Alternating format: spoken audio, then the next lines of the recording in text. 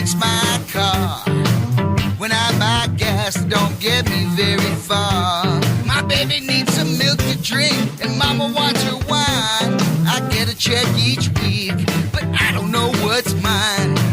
I'm losing track, I don't know what to do. I got the budgeting blues. Welcome to Sensible Chat, the podcast committed to helping you learn positive money mindsets, destroy debt, reduce financial stress, and break the paycheck-to-paycheck cycle. Today we're chatting with Ashley Patrick, founder of BudgetsMadeEasy.com and host of the Money Mindset podcast. Ashley paid off $45,000 in debt in 17 months. She's going to share how changing her mindset helped her do it and how you can do it too. But first, Sensible Bobby discusses how budgeting can help you through unforeseen financial emergencies like many are facing now because of the coronavirus. So right now, let's get to her, the fiscal fiduciary, helping you budget your bottom line. Here is Sensible Bobby. Thanks, Scott. Fear. How much of it is in the air right now, literally and figuratively? A lot. Thousands have been affected by job cuts and losses, scarce supplies, and uncertainty. There are some that are lucky enough to still have their jobs, but for those who don't, this probably came as a huge shock. If this doesn't open our eyes, what will? We have to control our money, because if we don't, it will control us. We're experiencing it right now. What decisions are you making based solely on the fear of not being able to make ends meet versus what's right for you and your family, or what would give you the most comfort during this difficult time? Something to think about going forward. But let's put that aside for now and deal with what is. We're mired in a national emergency, and it's causing a lot of stress. So let's see if we can alleviate at least a bit of it. The first thing to do is take a deep breath and find your calm. If you're panicking, you can't think straight and you'll make bad decisions or no decisions. That can have a detrimental impact on you and your family today and in the long run. So take the time to really steady yourself. Control the fear. Don't let it control you. Use that fear as your motivator to make the best decisions about how to weather this storm, and take it one step at a time. This is when having a list of priorities comes in really handy. If you don't already have one, make it now. I'm going to outline the basics for those of you who are really feeling the pinch. Let's start with the 4 walls, to borrow a Dave Ramsey phrase. Now, before we break this down, you need to know how much cash you have available right now. That means how much is in your bank account minus any transactions that are pending. Forget about the bills you owe for the moment. Forget about the money the government may or may not provide. Just focus on the amount you have in your bank account right now minus pending transactions, because that's just part of the math. You can't reverse those transactions. Write that total amount down on a piece of paper. Now let's break down the 4 walls, starting with food. If you're concerned that you don't have enough or won't be able to get more when you need it, start planning now. What do you have right now in your refrigerator and pantry, and how long can you make it last? Seriously, go shopping in your home right now. Create a meal plan based on what you find. Use it all. If you have some weird ingredients and aren't sure what to do with them, jump online. I'm sure you'll find some great ideas. When you're done, figure out how long you can feed your family on what you have. What are you missing that's essential or would help you get by for a certain time frame? Let's take 2 weeks to start. How much money would it cost you to get the essentials, just the essentials you need now? Do you have enough money in your bank account to cover those essentials? If you do, write that amount down on the same piece of paper under your bank account total and mark it food. If you don't have enough to buy the food you need, get creative about how you can get it. Is there something you have that you could trade with a neighbor for what you need? Are there food pantries you can visit, a friend or family member that can help you out, a service you can provide to a friend, family member, or neighbor in exchange for enough money to buy what you need? 211.org has links to food pantries, soup kitchens, home-delivered meals, even places offering free pet food. And there are many other organizations out there providing help right now. Do a quick internet search and you'll be amazed at what you'll find. Let's move on to the next wall, which is utilities. Do you have enough money left after paying for food to pay your upcoming utility bills? If you do, write down the amount you'll owe under your total dollar amount for food and mark it utilities. If you don't, try 211.org or do another internet search to find resources. They are out there, and especially right now, I'm hearing and reading a lot about many companies who are working with customers who can't pay their utility bills. But here's the important part. Do something. If you just decide not to pay your bill, there's going to be trouble. Don't wait until the electricity gets turned off. Now, I know there's a lot of talk right now about regulations to make it so that won't happen across the board. Maybe that's the case, maybe it's not. But in the end, I promise you, you're going to be better off if you communicate with your utility companies rather than taking your chances. Remain in control, or you end up at someone else's mercy. Wall number 3 is shelter. You've got to keep a roof over your family's head. Now that you've put aside money for food and utilities, do you have enough in your bank account right now to make your next rent or mortgage payment? If so, write that amount down right under the utility payment amount on your 4 walls paper and mark it rent or mortgage. If not, call your landlord or mortgage lender now and make arrangements to skip the payment or pay part of it now and part of it later. Again, right now, you're going to find lots of help out there. A lot of companies are working with people to get through this emergency with as little disruption as possible, but you've got to communicate. Now, I know there are regulations in place, at least in some states right now, that evictions aren't even going to be possible because of our situation today. But this does not mean you should sit back and do nothing. There may be loopholes, these regulations might not be in place where you live, and mostly when it's over, you're still going to have to face the music. If you communicate now and put a plan in place, you're going to be much better off than if you do nothing and leave your fate to someone else. Doing nothing could lead to eviction or destroyed credit later on, if not right away. We're in this together, but everyone has to do their part. There's a lot of help available, so reach out for it and keep yourself in the driver's seat. Now, the 4th wall is transportation, but since none of us can really go anywhere at this point anyway, we're going to skip over that one. Now, if you've managed to cover the 3 walls that are vital right now and still have money left in your bank account, earmark it for what comes next. We don't know how long this pandemic will last, so the further you can stretch your money, the better. Put it aside for the next time you'll need to cover those 4 walls. Just in case you haven't heard, the IRS pushed back the dates for tax filing and payments to July 15th. This means that if you can't file your taxes or can't pay what you owe by April 15th, you won't incur any late fees or penalties. You have until July 15th. But it doesn't mean that you can't file your taxes right now. And if you're expecting a refund and need the money, what are you waiting for? But when the refund comes, be smart about how you spend it. Same thing goes for the government check that's probably on the way. We don't know how long this pandemic is going to last, so this is a great time to build up your emergency fund. Even if you don't end up needing it to sustain you through this emergency, you'll have it for the next one. Now, I'm certainly not suggesting that we'll see another national emergency anytime soon, but personal emergencies are always waiting in the wings. Whether it's a layoff, medical emergency, or something else unforeseen, the emergency we're experiencing right now is a huge reminder that we never know what tomorrow will bring, but we need to be prepared for it. Now, if you've got credit card bills, car payments, or student loans you can't pay, help is available for all of those as well. But again, communicate with your creditors, regardless of what programs you've heard are in place right now. You need to discuss your options with the actual companies who hold your debt to make sure you're all on the same page. Otherwise, you could face serious consequences later on, consequences that could have been easily avoided just by communicating. If you're in serious financial difficulty right now, put your debts, all of them except your mortgage, after the 3 walls we talked about: food, utilities, and shelter. Of course, paying all your bills is ideal, and bankruptcy is not an option I wish on anyone. But if you have to choose between your credit card payment and food, food has to come first.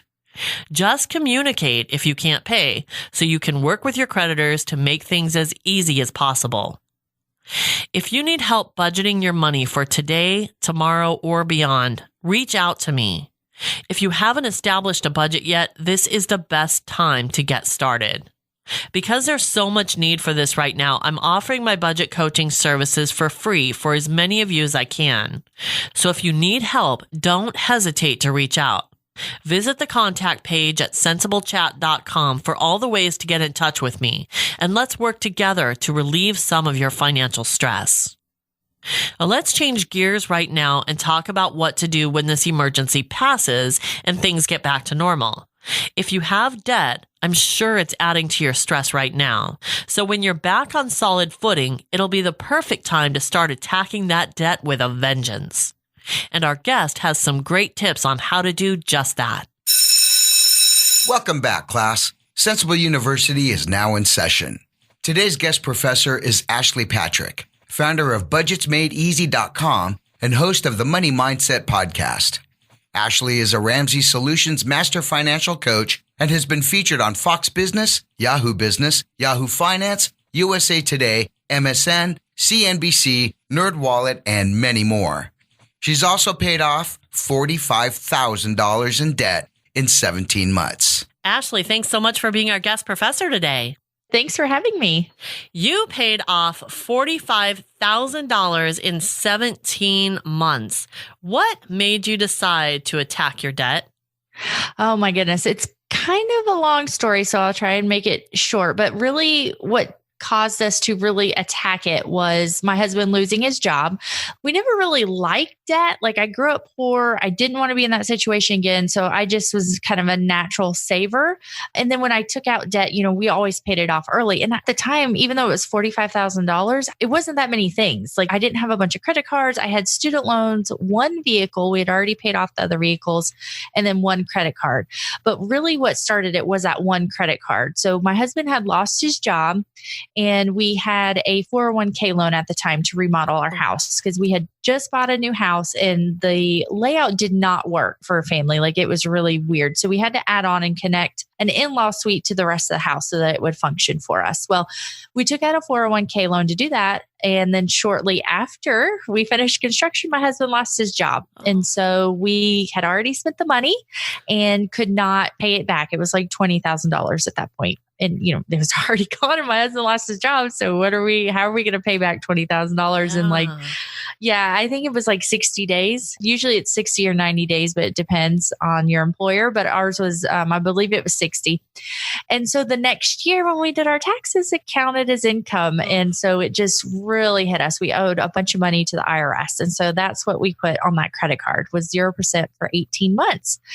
And then the next month when I got the credit card bill, I was like, oh crap, how am I going to pay this off in 18 months? Like, I don't know what I was thinking. I thought that for some reason, and I have no idea why, because I don't know how this got in my head, but I was thinking, okay, I have 18 months. I'll just pay it later. Like, I wasn't thinking about the monthly payment that went along with that. I was like, oh crap, I got to pay this thing every month. Like, how am I going to do that? So that was the turning point. So I was like, how am I going to pay this off? It was like $6,000 or $6,500, somewhere in that range. I didn't know I was going to be talking about it so much, or I would have, really paid attention to the numbers. I think it was like $6,000, which is how I got the $45,000.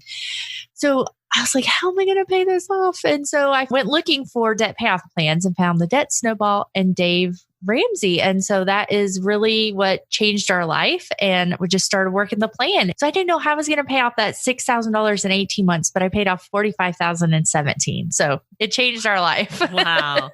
Now, you said that you listened to a lot of debt payoff stories when you were working towards getting out of debt.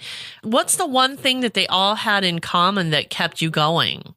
That they were able to do it. So it really just inspired me and gave me hope. And it was like, if they can do it, then I can do it. And, when you look at all these debt payoff stories, because I share a lot on my website as well, is, it's all different incomes.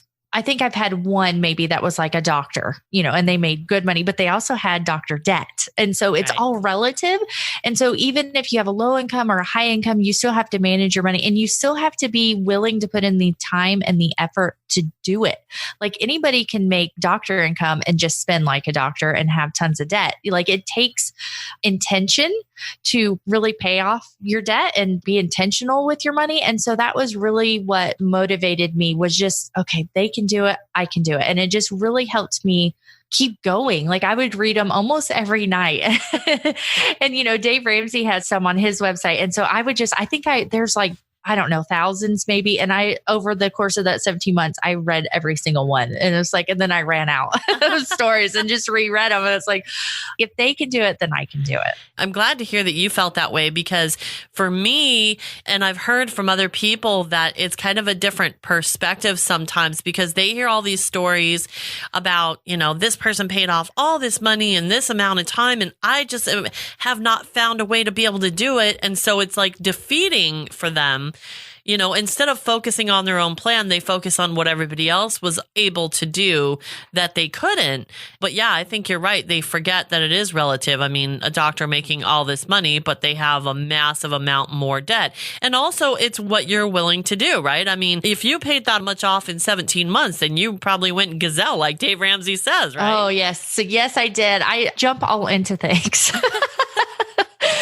That's just what I do. And so, I'll get a new idea and I just go all in. Now, I will say that I didn't do like every single thing right away. Like I did a few steps here and there, but like, the big mindset shift, I totally was all in. And then, I redid my budget. That was the first thing. So, we would pay all our bills and I would automatically put money in savings because, people always say pay yourself first. So, I was doing that and I paid all our bills and then we would just spend what was left. Like we weren't intentional with what was left. And, I did pay extra on our loans and stuff, but not, it wasn't enough to really like do it this fast, obviously, which is why we didn't have a lot of debt, because I did pay things off early, but, I could have done it so much faster, obviously. But, we just did little things here and there. Like I didn't shut off my retirement contributions right away. I didn't use cash envelopes right away. We didn't work a ton of overtime or sell things right away. It wasn't until we were about halfway done and it was like, okay, how much faster can we do it, that we really picked up momentum and started, we shut off retirement contributions for a little bit, but not completely, because I was a police officer at the time. So I had mandatory pension and my employer put money in my 401k automatically. So we weren't like completely not investing, but we did cut back. And oh my goodness, we just went intense once we got to like my student loans, which was about halfway through. And then we just really gained momentum. But that first part was really just taking the baby steps in the right direction to get to where we wanted to go. And we made a lot of progress. But, once we realized, okay, we can do this, but we can also do it a lot faster. How much faster can we do it? That we really started like picking up pace and doing things so much faster. So what was the biggest adjustment that you had to make in order to pay off the debt that quickly? Oh my goodness. It was cutting back eating out in our food budget. There it is. Oh my goodness. We were spending like $1,200 a month we were eating out for like breakfast, lunch, and dinner. And I was still spending like hundreds of dollars at the grocery store, which at the time we had a toddler and a newborn. So it wasn't like we were feeding a bunch of kids. There was no excuse besides we were just being lazy. And to a certain extent, lunch for my husband and I, both of us, it was a social time. So we cut that out initially, but we eventually put it back in to the budget, just not as much, not like every single day. We would go out like 2-3 times a week because we just needed to get out of the office and get some sunshine and things like that. And we both have stressful jobs. So, that was something that we were willing to pay for. You don't have to like not buy a single thing the whole time you're doing it. You need to still enjoy your life a little bit. Yeah, it's all about your priorities and what's important to you. So did you find that, because that's the biggest thing for most people, as we've talked about the eating out. And I know for us and for a lot of other people, it can be a source of entertainment. So did you guys discover other ways? Did you have to dig in and find other ways to replace entertainment that cost money with other things? we just stayed at home a lot. I mean, we still said yes to things but we just planned for it in the budget. We still went and had fun with friends, but we did say no to certain things. Like there was a trip for a friend of mine that he wanted all of us to go on to Vegas, and we just said no, like we couldn't do it. So we would stay at home and have date night at home and cook and watch movies and things like that. But we're not the type to go out and party like every weekend anyway. So when we would do things with friends, it was usually at somebody's house or something like that. So we just cut out eating out, like mostly fast food and things like that, convenience. And then for the other things, we just planned for it and paid cash for it and decided that, we still want to enjoy our life a little bit and that this is something that we want to do. And that in the grand scheme of things, saying yes to some of those things really didn't slow us down. Yeah, we did the same thing. We had to say no to certain things when we were getting out of debt because we were on a budget. But I always found that it felt better when we could say yes because the money was actually there. I mean, I remember the question, can we afford this, was always so stressful for me when we didn't have a budget because I didn't honestly know, but I wanted to do what I wanted to do. So I would just do it. But I couldn't even really enjoy what I was doing because I was stressed out about whether I could afford it or not. Oh, absolutely. And so just knowing that you've already paid for it, you just get to relax and have fun. And, after we paid off the debt, we saved up and we went to Disney and it was awesome. Like everything was paid for before we went and we just got to enjoy it. What a great feeling. Exactly. Like it was so much fun. And you don't have the stress when you come home of, oh my gosh, now I got the credit card bills. How am I going to pay for this? It was already paid. Right. We just got to go and have fun. The best way to do it. Yes. So I have a feeling that you've already answered this, but what was the first, when we look at our financial picture for the first time, because that's the first step in budgeting, you have to figure out where you're at today in order to figure out where you're going. And most of us are surprised when we learn where our money is actually going. What was your biggest surprise? Well, it was definitely food, which I've already talked about. But another thing that surprised me was the debt total. Like I had never totaled it up. And, we only had the three things. Like, how did we have that much debt? We had good credit scores. Like we thought we were doing pretty well. We had money in savings. We had a lot of things that we had already paid for that we own. And it was still $45,000. I was like, how is it that much? Like the grand total really surprised me. Yeah. And a big chunk of your debt was from student loans. And I was blown away when I heard you talking about how long you had been paying on your student loans and how much you still owed. Tell me about that.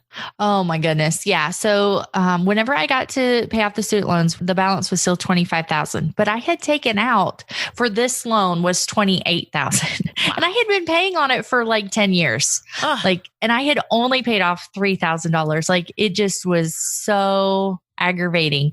And so whenever we got to that, the one way that I stayed motivated with paying this off so fast was calculating how much I paid every single day just in interest. And at that point, it was almost $5 a day.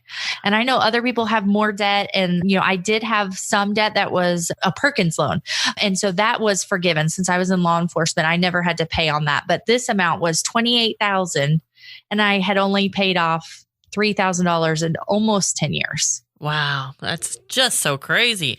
So now, when you took out the loans, did you know what you were signing up for, or when did you actually learn how much you owed, how interest accrues, and what it actually meant, these loans that you had taken out? Not really. Like they just give you the paperwork. I sign it. I'm sure they probably explained something to me, but and they give you all this paperwork. But I mean, like, as an 18-year-old college student, I had no idea. Like I didn't have a clue. And what I thought was, I didn't have any idea what the payments would be. I didn't have any idea what the grand total would be, because when they do it like per semester. So I'm like, okay, well, I'm taking this much per semester. Like, I could have added it up for 4 years or whatever. But yeah, I didn't really grasp it. It's still confusing. And, I am not a student loan expert. I mean, there's unsubsidized and subsidized. And, I had some forbearances and then deferments. And I still don't even know what all I even paid and like what I had and, all this stuff. And so whenever I graduated, I just thought the thing to do was to consolidate them. So that's what I did. And I had a high interest rate. And I'm sure that if I hadn't have done that, I would have paid it off faster because shortly after, the Great Recession hit and like my husband's student loans, which we paid off really fast, his interest rate dropped so low on his. We didn't consolidate them. And so it was down to like 1%. And we got those suckers paid off really fast because we just kept making the same payment. So had I really understood that I didn't need to do that, I probably would have got it paid off faster, but I just thought that's what you were supposed to do. Like you were just supposed to consolidate them and then pay on them for 30 years. Like it didn't even cross my mind. I just thought that's what you did. Yeah, it's amazing to me that, all the hoops that you have to jump through for like a business to get a loan or even to get a loan for a mortgage, all these hoops you have to jump through. And yet they're willing to sign over, $250,000 to kids at the age of 18 with no credit score, no understanding of what they're doing or anything. So it just makes me sick. So I wonder from you, if you could go back and do it again or tell somebody else that's in the position now, what do they need to know about student loans or what can they do to educate themselves before they make the decision? Well, I think that they really need to understand the market and the job that they are going into. A lot of jobs do not need a degree. You do not need a degree just to have one. And you really need to think about, would you be better off with a skill? Skilled labor right now, because everybody has a college degree, is in high demand and paying a lot better. So it really depends on the job that you want to do. Like, do not go and just do it because you think that's what you're supposed to do. You need to really think about what is going to bring you joy in life. Do you want to sit in an office? Do you like numbers and accounting and things like that? Or would you rather have an outside job where you're working physical labor? Like a lot of people enjoy that and that's what they want to do. So not everybody needs to work in an office. And even office jobs don't always pay that much. So, is $60,000 in debt for, some kind of general liberal arts degree really going to do anything for you? Yeah. So I really try and get people to think about the job market and if they really need the degree to get the job that they want to do. And are there alternatives?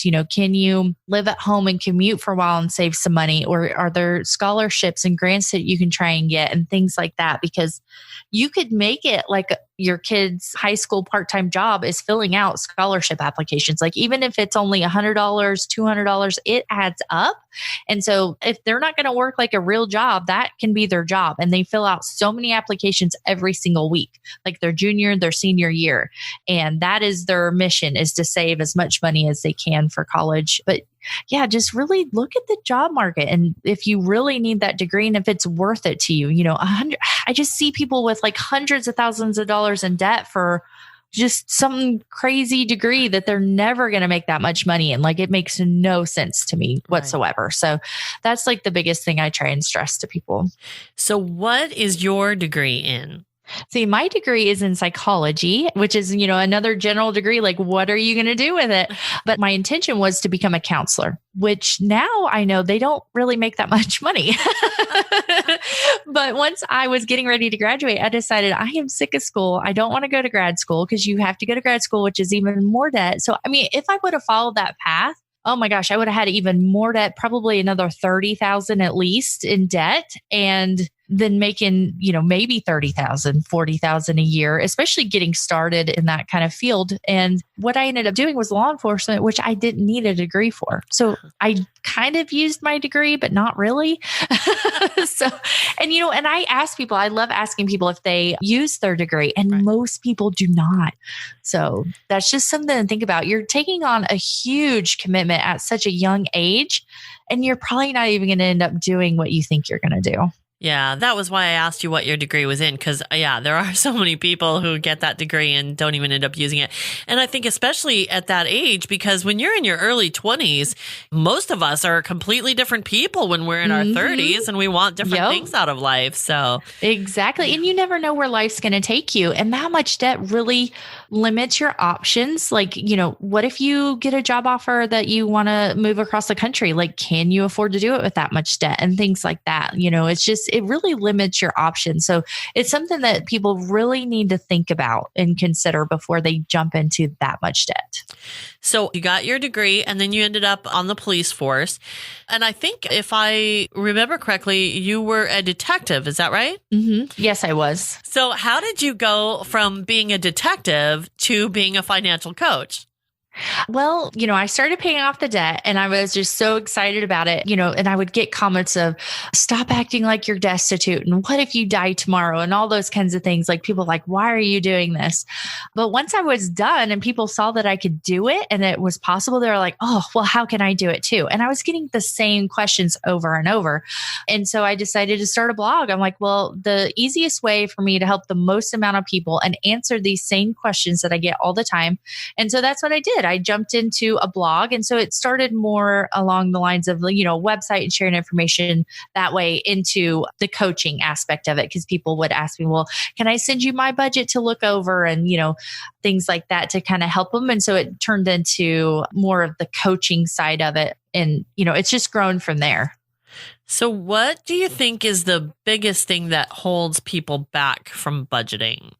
It's their mindset. And that is what I have. It's taken me some time to kind of figure that out because I'm like, okay, well, I've showed you the numbers. Like I'm telling you how great life can be once you get through it and you just have to do it. But then people still weren't doing it. They still weren't acting on it. And I found that, they need to do it for themselves and get there for themselves and really change their mindset. So that's why I've started the Money Mindset podcast this year. Actually, I think we're in our third month. And so that's really what I focus on with my podcast is trying to change people's mindset around money and showing them that it is possible because they just need to hear it over and over. And, reading something on my website and then hearing it and things like that it's kind of different how people process information. So just trying to get people to believe that it's even possible and that it's worth doing. And so they may say, oh, well, I wish I was debt free and I'll be debt free someday, but that's not good enough. Like you need to want to be debt free, not wish to be debt free. Yeah. And you want to be debt free in a certain time frame. So you really need to focus it down more instead of just like a general, I wish to be debt free. Like you've really got to narrow it down and make your goals more specific so that you can get there. And so that's just kind of what I'm seeing people struggle with and what I'm trying to help people with now. That's awesome. Definitely have to have the SMART goals, right? I think it's specific. Yes, I love SMART goals. Yeah. Specific, measurable, achievable. Gosh, I don't remember the other. Relative, I think I always realistic? forget and realistic and then timely. Yeah, I always forget what R is, but the general concept is to be specific and measurable and timely. Right, absolutely. And that's definitely a biggie. Now, so what would be your advice beyond what you've already shared to those who are struggling with that or just trying to make ends meet and they haven't really come around to the point where they're either ready to budget or know what that means, or they're just kind of overwhelmed? So the one thing that I tell people to do is to start with just one thing. So like focus on the smaller goal. So like this week, this is what I'm going to do. And it can be, I'm just going to total up my debt. People like me don't even know how much they actually owe. So, just start with one thing that moves you in the right direction. Don't think about the big picture. Oh my gosh, I owe $45,000. I'm never going to be able to pay this off. Just start with one small thing in the right direction. So it could be, making a goal this week to just do your budget. Just write it down and figure out that part of it. And that's the only thing you have to worry about this week. Or even you can break it down into one day, like one thing that I can do today. And then just kind of build upon it because as you go, you will just gain momentum and you will go faster and faster. But don't feel overwhelmed and think that you have to do everything all at once.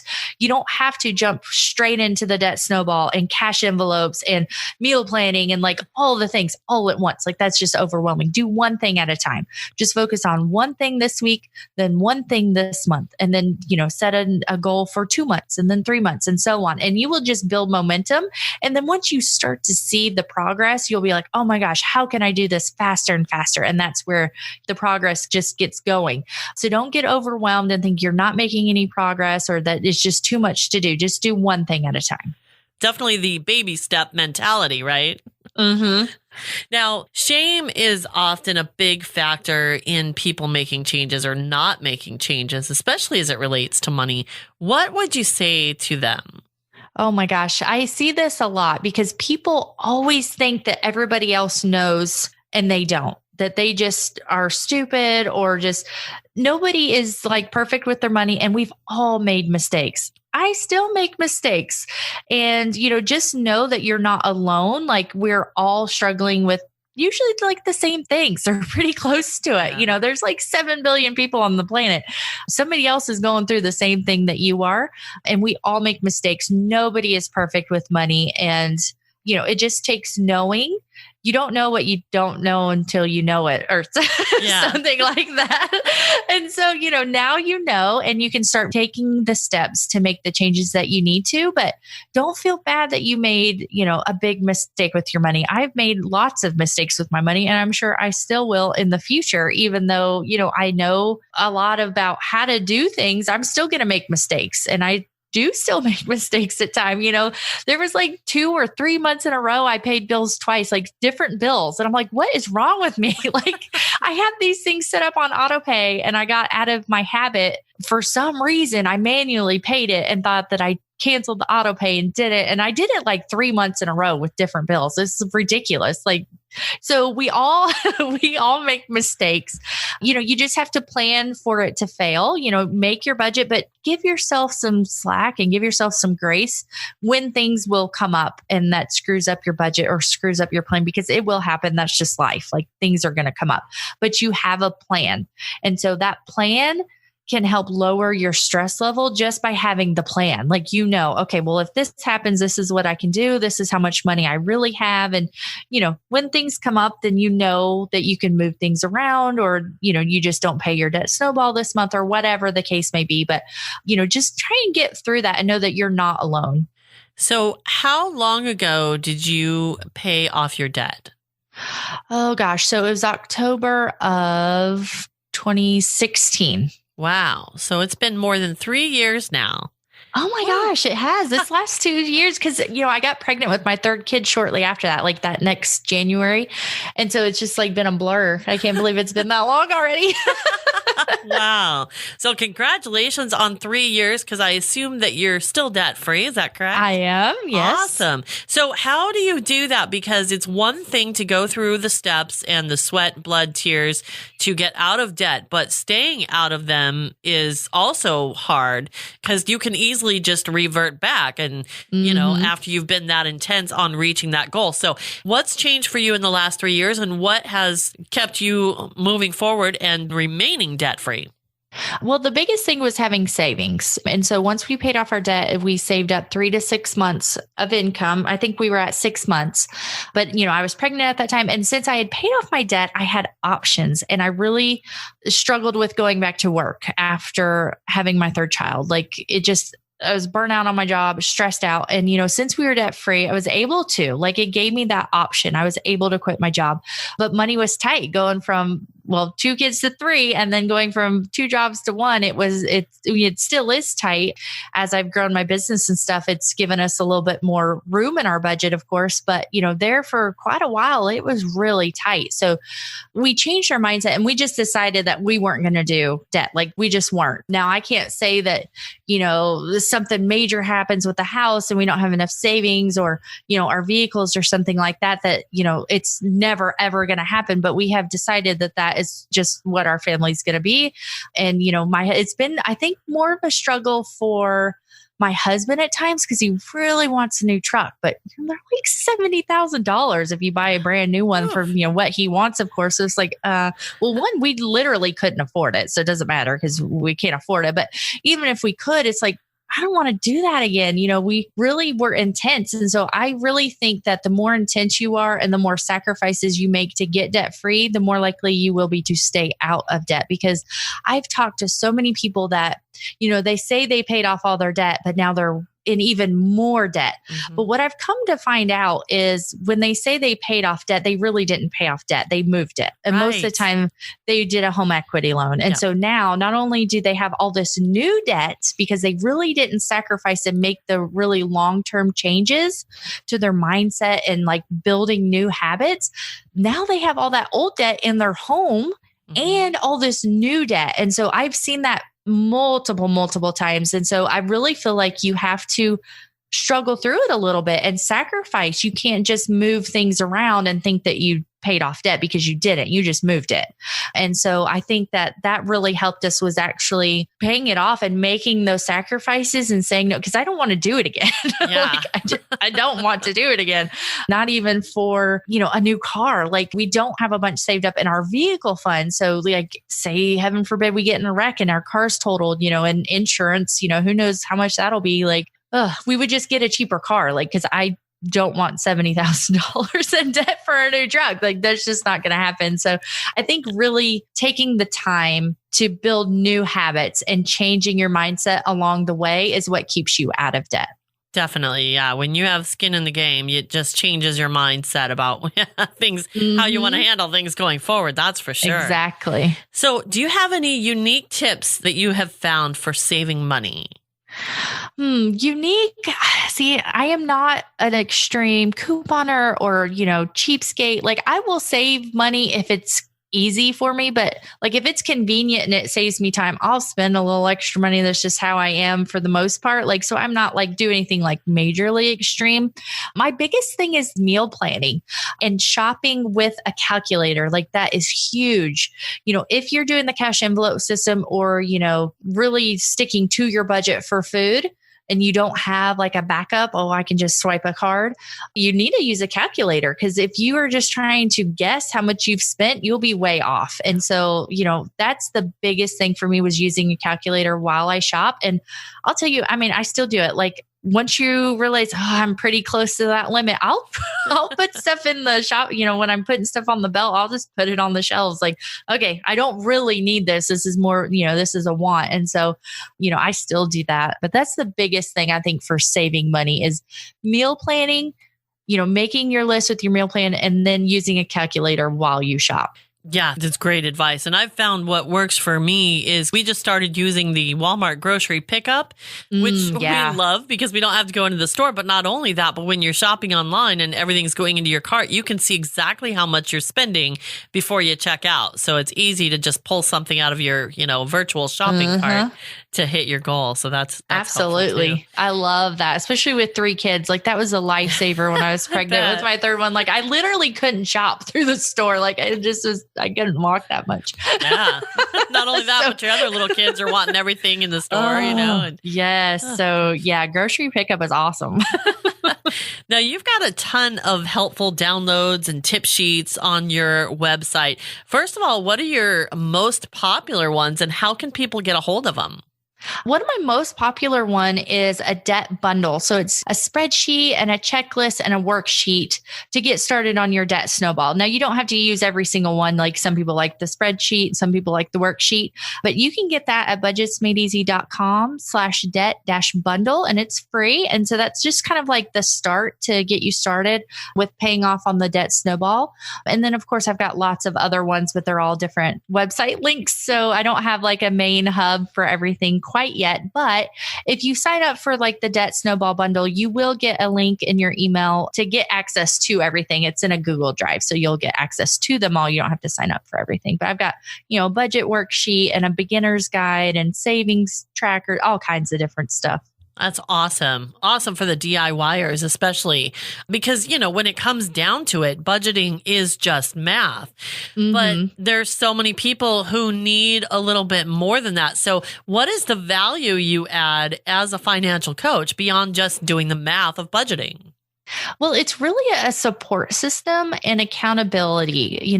A lot of people need that cheerleader in their corner, and that's what I do for people. And just having somebody say that they're not alone. Like, I've heard that a lot with my clients is like, I thought I was the only one struggling with this, and you're not. And, and just having somebody there to say, you're not the only one, and it's okay. It will get better. And then giving them other suggestions on ways they can save money or ways that they can do something a little bit better to help them reach their bigger goal. Because everybody does have, a different goal. Some people may want to pay off debt as fast as possible, like me, and other people may, need to save for something. They're getting ready to move or have another baby or something like that. So everybody's goals are a little bit different. And so, we can all give general advice for budgeting and saving money and paying off debt, but, people need like a kind of a tailored plan to them, and to say, okay, this is what you could do or should do or can do or whatever to get where you want to go. And so sometimes, they can read all this stuff on the internet, but they really just need somebody to say and look at their finances and what they want to do and say, okay, well, here's a good way for you to do that. Because as a coach, we're just giving advice and options. We're not saying do this or you're wrong or anything like that. It's really about just giving you different options and giving a different perspective and different ideas on how you can do something so that you can get to whatever your bigger goal is at the moment. And the fun part of that is, at least for me, watching people's faces light up, because sometimes they're so overwhelmed. If you do the math, the numbers don't lie, but sometimes they're too overwhelmed to maybe figure out how to do the math or whatever. But when you show them this actually is possible and they get it and they go, wow, why didn't anybody show me this before? That's just such a fabulous moment. Absolutely. And, and telling people to run the numbers, and that was something that I did a lot too, was using like a debt snowball calculator. Yeah. And so, if you've got certain things in your budget that are really a want, but they're kind of a priority for you and your family. And I'll say, okay, well, what if you just got rid of this one thing? Like, run the numbers. How much faster could you pay it off? I was working with a lady the other day and she was able to go back through her spending, her tracking and everything like that. And she ended up finding like an extra $500 a month if she would just stop the mindless spending and the extra spending, because she wanted to pay off 3 credit cards or 2 credit cards. It was $6,000. Her goal was to pay it off in 5 months. But with just her debt snowball, it wasn't quite going to be 5 months. It'd be like 6 or 7. So she went back through everything after we talked and I gave her suggestions, and she was able to find an extra $500 a month, which put her at the 5 months. She was able to get those credit cards paid off in her 5-month goal. So, that's what a coach does for you. They can motivate you, inspire you, cheer you on as you go, and give you ideas to how to reach whatever your goal is faster. So that wasn't even her whole debt. That was just her smaller goal was that. And we were able to work through that and get her there. That is so exciting. So it's awesome. Yeah. What a great feeling for both sides. Great feeling for her to be able to reach her goal, and a great feeling for you to be able to give her just that one nugget that would change her life. Mm-hmm. So how can people get a hold of you if they want to work with you? Well, I am on Facebook and Instagram and Pinterest, but my website is budgetsmadeeasy.com and my podcast is the Money Mindset Podcast. So however you're listening to this, you can find me there as well. But I'm really enjoying Instagram. So everything is at Budgets Made Easy. So, you can find me wherever at that social handle, but I really like Instagram right now. So that's where I am at the most. So budgetsmadeeasy.com. And of course, you can find Ashley Patrick on Instagram, and also the Money Mindset Podcast.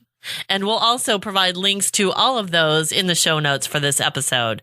Ashley, thank you so much for being our guest professor today and sharing all this wonderful information with us. Thanks for having me. It was fun.